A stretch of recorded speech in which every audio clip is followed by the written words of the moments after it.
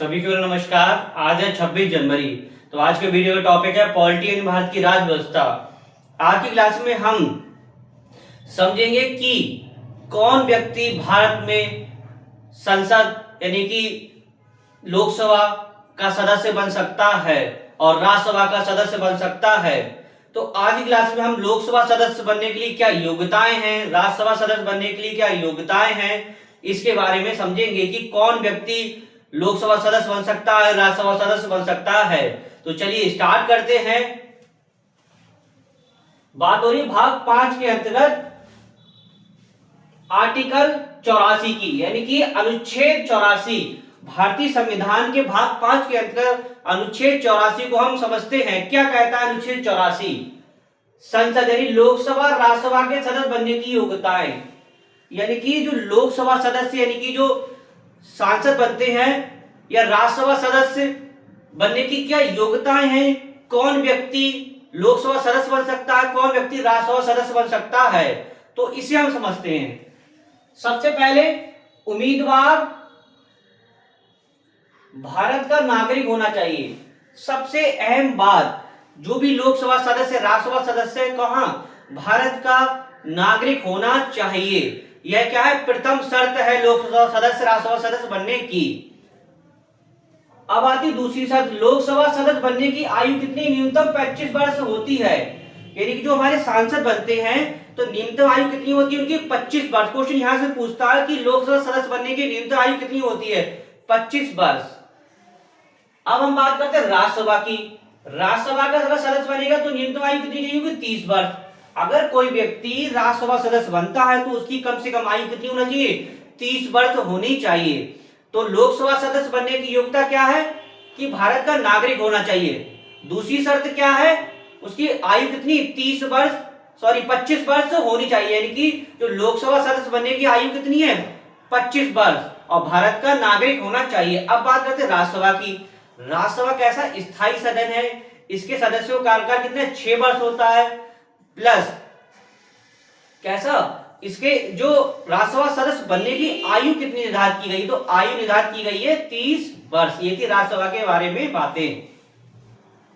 अब आती है आर्टिकल 85 संसद के सत्र।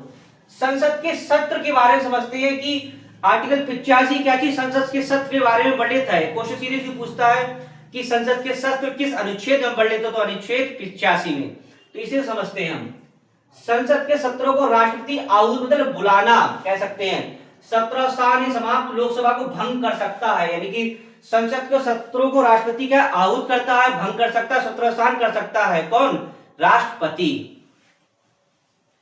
संसद के 2 सत्रों के मध्य 6 माह से अधिक का अंतर नहीं होना चाहिए। जो संसद के सत्र लगते हैं उनमें कितने, 6 माह का अंतर नहीं होना चाहिए, 6 माह से अधिक का अंतर नहीं होना चाहिए। तो हम बात करते हैं संसद के सत्र कितने लगते हैं। संसद के 3 सत्र लगते हैं। कौन कौन से इसे समझते हैं। सबसे पहले लगता है मानसून सत्र, सबसे पहले लगता है बजट सत्र, मानसून सत्र, फिर शीतकालीन सत्र। संसद के 3 सत्र हैं, बजट सत्र, मानसून सत्र, शीतकालीन सत्र। तो सबसे पहले समझते बजट सत्र। तो बजट सत्र आपका कब पेश होता है, फरवरी से मई, यानी सबसे लंबा। सब क्वेश्चन पूछेगी सबसे लंबा सत्र कौन सा होता है, तो बजट सत्र। बजट सत्र आपका सबसे लंबा होता है, इसका कार्यकाल सबसे ज्यादा होता है, फरवरी से मई तक। फिर आता है मानसून सत्र, जुलाई से सितंबर तक होता है। फिर आता है शीतकालीन सत्र, नवंबर से दिसंबर। ये कहते हैं 3 सत्र किसके, जो संसद होती है उसके 3 सत्र होते हैं, बजट सत्र, मानसून सत्र, शीतकालीन सत्र। अब पढ़ते हैं आर्टिकल 86 राष्ट्रपति का अभिभाषण। आर्टिकल 86 क्या कहता है, राष्ट्रपति का अभिभाषण। उससे सीधे सीधे पूछता है कि राष्ट्रपति का अभिभाषण के बारे में किसमें वर्णित है, तो अनुच्छेद 86 में राष्ट्रपति के अभिभाषण के बारे में वर्णित है। तो इसे हम समझते हैं।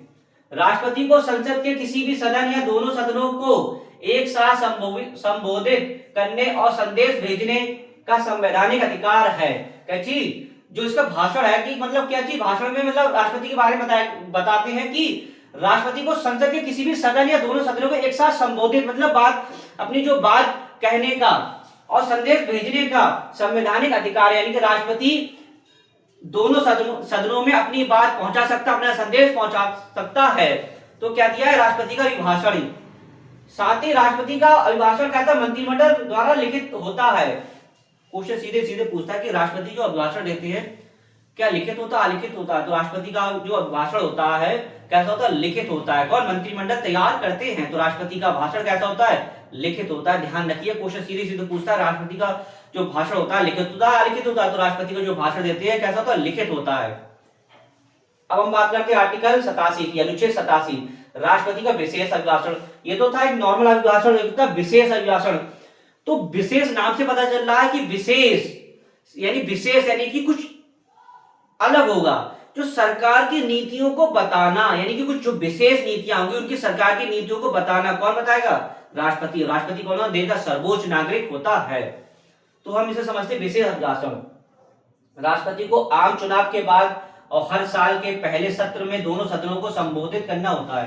यानी आम चुनाव के बाद और साल के पहले सत्र में दोनों सदनों को संबोधित करना होता है। किसको? राष्ट्रपति को। इसी के साथ समझते हैं इसमें सरकार की नीतिगत प्राथमिकताओं और आगामी वर्ष की योजना का उल्लेख होता है। यानी कि राष्ट्रपति इसमें बताते हैं कि सरकार की क्या नीतियां हैं, क्या योजनाएं हैं, क्या आगामी योजनाएं होंगी। ये सब क्या कौन बताएगा?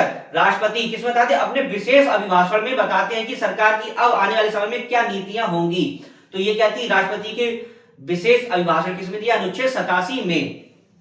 अब समझते हैं अनुच्छेद 88, संसद के सदनों यानी लोकसभा और राज्यसभा के संबंध में मंत्रियों महान्यायवादी के अधिकारों को संबंधित।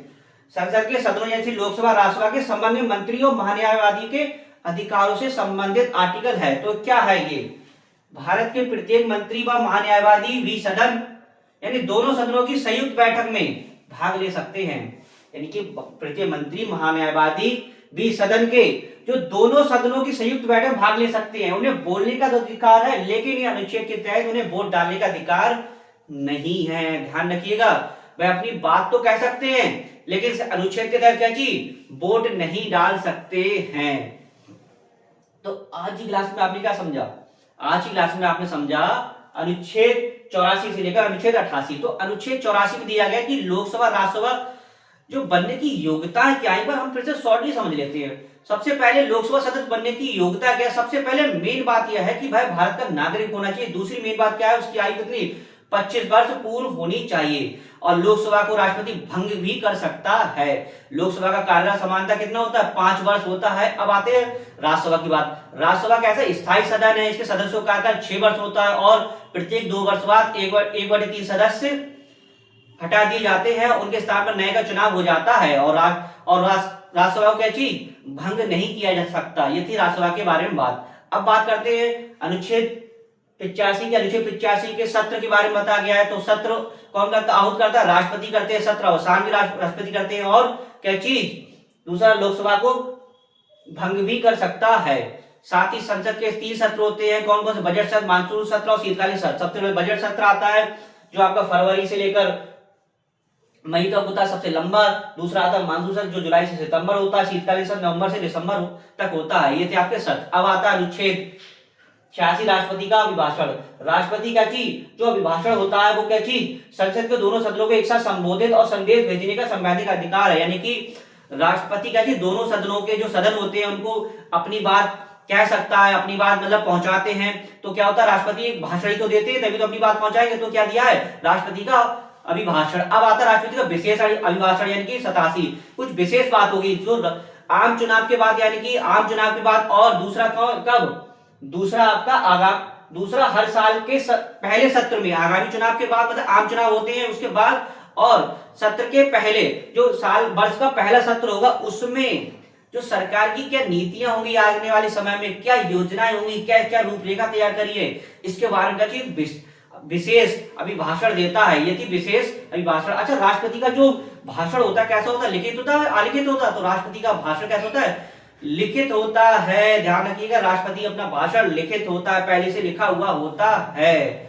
अब हमने पढ़ा आर्टिकल 88। आर्टिकल 88 में क्या? संसद के सदनों लोकसभा राज्यसभा के संबंध मंत्री और महान्यायवादी को संबंधित कार्य। यानी कि प्रत्येक मंत्री और महान्यायवादी सदन या दोनों सदनों की सही बैठक में भाग तो ले सकते हैं, अपनी बात तो कह सकते हैं, लेकिन इस अनुच्छेद के तहत वोट डालने का अधिकार नहीं है। तो ये क्या थी? अनुच्छेद 88 की बात। तो आज की क्लास में आपने अनुच्छेद 84 समझा, अनुच्छेद 45 समझा, अनुच्छेद 46 समझा, अनुच्छेद 27 समझा, अनुच्छेद 88 समझा। तो आशा करता हूँ वीडियो आपको अच्छा लगा। वीडियो को अधिक से अधिक लाइक कीजिएगा, शेयर कीजिए, कमेंट्स कीजिएगा। इसके बाद वीडियो समाप्त करते हैं। नेक्स्ट वीडियो नेक्स्ट टॉपिक के साथ मिलेंगे। धन्यवाद।